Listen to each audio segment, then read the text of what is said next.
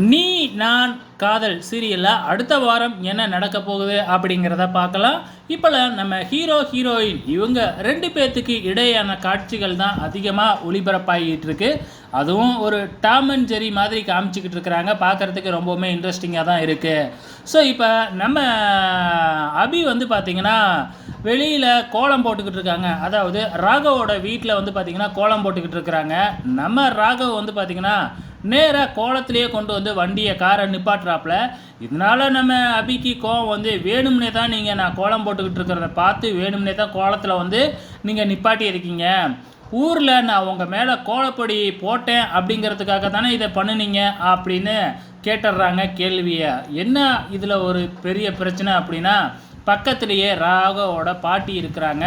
என்னது ஊரில் கோலப்பொடி போட்டி அவன் மேலே, அவன் எப்போ ஊருக்கு வந்தான் அப்படிங்கிற மாதிரி கேள்வி கேட்க ஆரம்பிக்கிறாங்க. நம்ம ராகவுக்கு என்ன பதில் சொல்கிறதுனே தெரியாமல் முழிச்சுக்கிட்டு இருக்கிறாரு. கண்டிப்பாக ஏதாச்சும் சொல்லி சமாளிச்சிருவாங்கன்னு தான் நினைக்கிறேன். வெயிட் பண்ணி பார்க்கலாம்.